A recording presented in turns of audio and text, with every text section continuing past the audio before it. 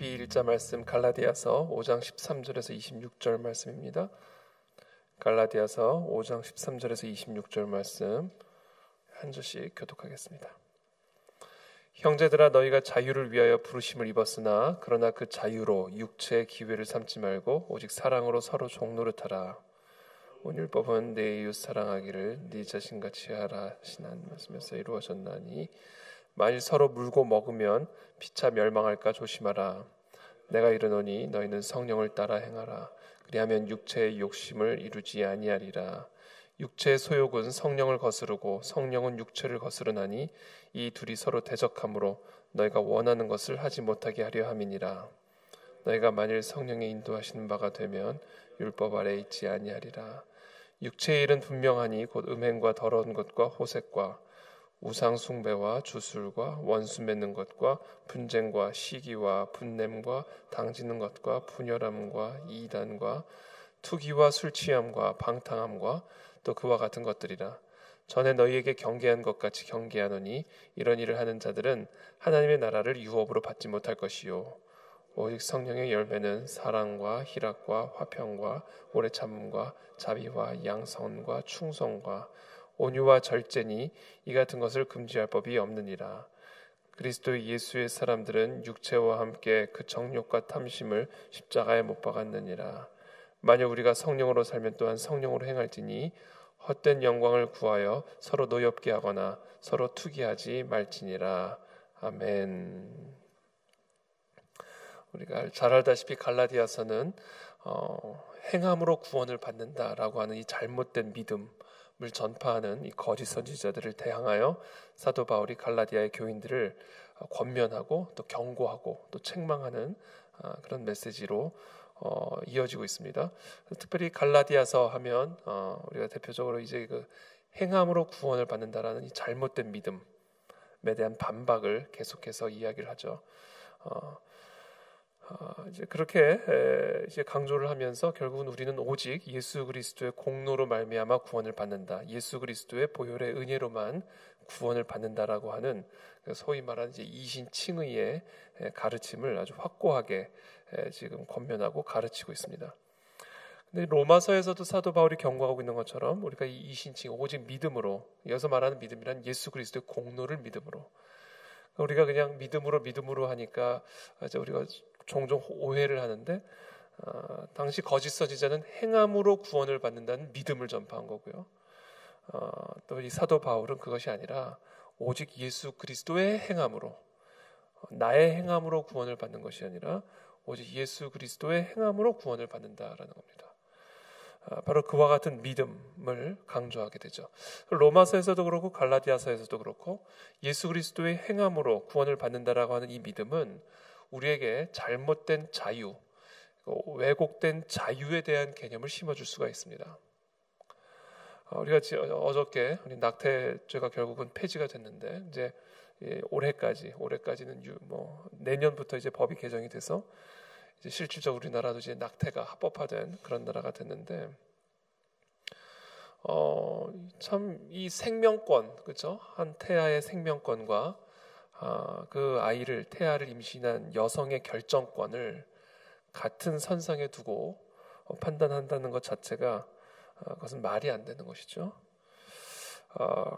이게 사람의 자유가 결국은 이렇게 방만하게 방종으로 변화되어서 자신의 행복과 자신의 어떤 경제적인 여유를 위해서 태아를 죽일 수 있는, 살해할 수 있는 그것이 결국은 인간의 기본권이 되고 인간의 행복 추구권이 되고, 이런 것들이 결국은 다 왜곡된 자유, 타락한 자유의 모습을 우리가 엿볼 수 있는 단면입니다. 그런 것처럼 우리가 이 예수 그리스도의 공로로 말미암아 자유를 얻었다. 예수 그리스도의 공로로 말미암아 율법으로부터의 자유와 율법으로부터의 해방을 얻었다라는 이야기는 그것을 가지고 이제 우리의 육체를 위해서 육체의 종노릇하라고 하는 것이 아님을 사도 바울은 로마서에서도 그렇고 갈라디아서에서도 그렇고 강력하게 경고하고 있습니다.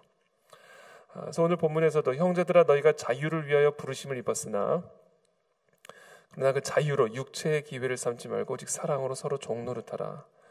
온 율법은 내 이웃 사랑하기를 네 자신같이 하라 하신 한 말씀에서 이루어졌나니 만일 서로 물고 먹으면 피차 멸망할까 조심하라. 내가 이르노니 너희는 성령을 따라 행하라.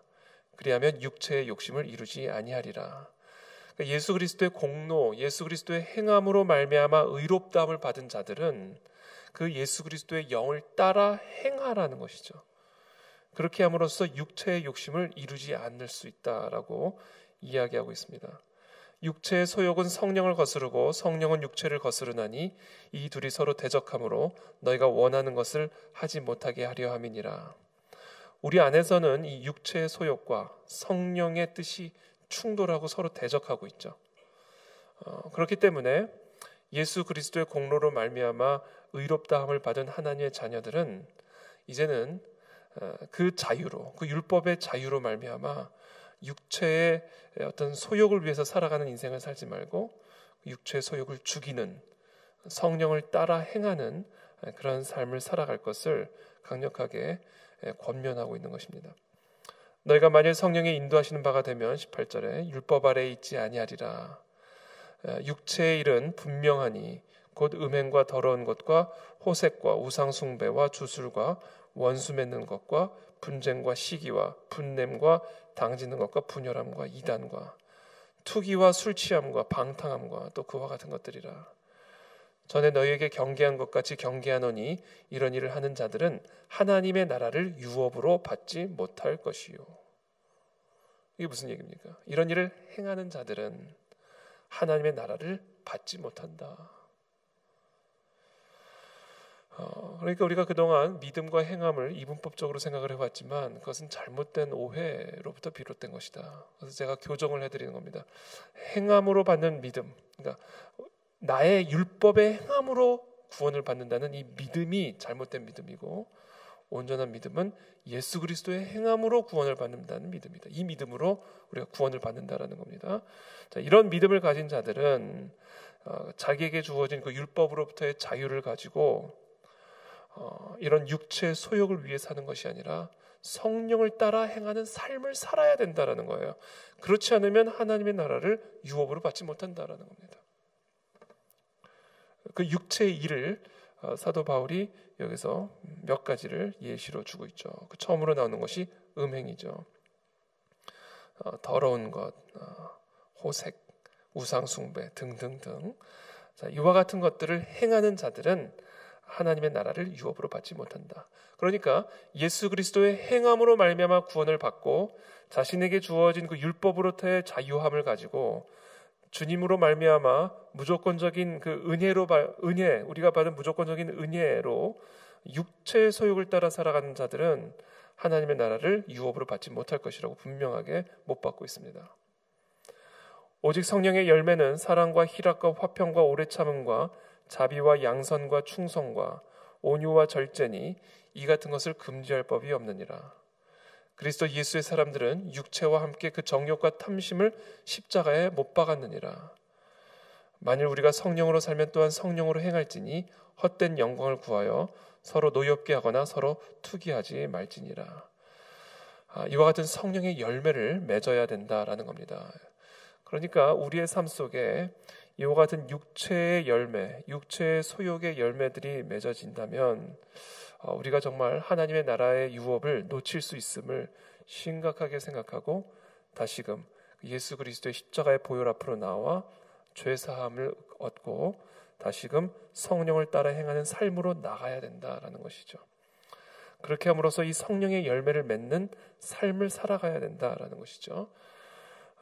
그래서 예수님께서도 그 나무의 상태는 그 열매로 판단할 수 있다라고 말씀하셨는데 결국 우리의 삶의 이 열매, 우리는 과연 육체의 열매를 맺고 있는가 아니면 성령의 열매를 맺고 있는가, 그것을 우리가 한번 점검하는 그런 새벽이 될 수 있기를 원합니다.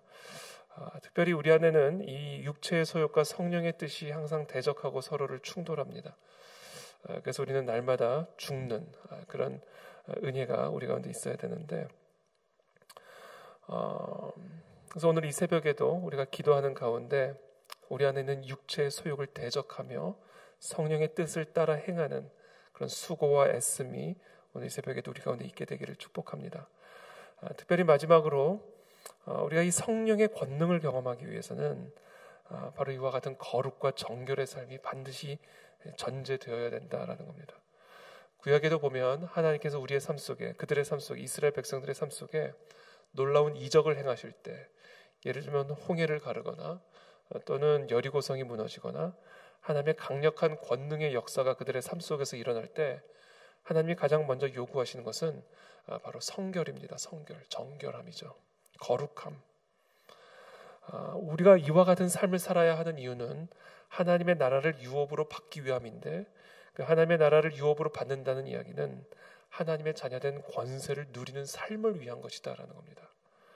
우리가 이 땅에서 살아가는 동안 우리를 대적하고 우리를 무너뜨리고 우리를 좀 곤경에 처하게 만들고 우리의 삶의 여러 도전과 여러 위기와 여러 어려움들을 넉넉하게 이길 수 있는, 넉넉하게 극복할 수 있는 하나님의 자녀된 권세는 어디서부터 말미암는 것인가? 바로 육체의 소욕을 따르는 삶이 아니라 성령을 따르는 삶으로 말미암는다라는 것이죠. 그래서 우리는 성령을 따라 육체의 소욕을 죽이며 하나님의 그 자녀된 그런 의에 합당한 삶을 살아갈 때 우리는 그와 같은 자녀들에게 주어지는 권세를 우리의 삶 속에서 경험할 수 있다라는 것입니다.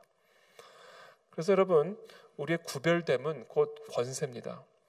우리가 하나님의 자녀로서 구별되어질 때 하나님의 권능이 우리의 삶 속에 임하는 것을 경험하게 될 줄을 믿습니다. 그래서 오늘 이 새벽에 우리의 삶을 끌어내리려고 하는, 무너뜨리려고 하는 이 육체의 소욕을 이기고 십자가에 우리의 모든 육체의 소욕들을 못 받고 성령을 따르는 그런 수고와 애씀으로 말미암아 우리의 삶 속에 하나님의 나라의 권능, 하나님 자녀의 권세를 경험하게 되는 그런 유업을 누리는 저와 여러분들이 다 되시기를 예수 그리스도의 이름으로 축복합니다. 자, 기도하겠습니다. 살아계신 주님 감사합니다. 오늘 이 새벽에도 우리 안에 역사하는 육체의 소욕과 싸우며 나아가기를 원합니다. 성령께서 오늘 이 시간에 우리에게 은혜를 베풀어 주셔서 우리를 정말 끌어내리고 무너뜨리려고 하는 이 육체의 소욕을 대적하며 나아갈 때 하나님의 나라의 유업을 누리는, 하나님의 자녀된 권세를 누리는 그런 은혜와 축복을 우리 모두에게 허락하여 주시옵소서. 특별히 이 새벽에 그와 같은 수고와 애씀으로 나아가는 사랑하는 자녀들에게 성령의 권능을 기름 붓듯 부어주셔서 우리의 삶 속에 여리고를 이기고 우리의 삶 속에 있는 홍해들을 가르시는 그런 하나님의 권능을 체험하고 경험하는 그런 하나님의 자녀들이 다 될 수 있도록 특별히 하나님 나라의 유업을 누리는 그런 우리의 인생이 되어질 수 있도록 축복하여 주시옵소서. 예수님의 이름으로 기도하옵나이다. 아멘.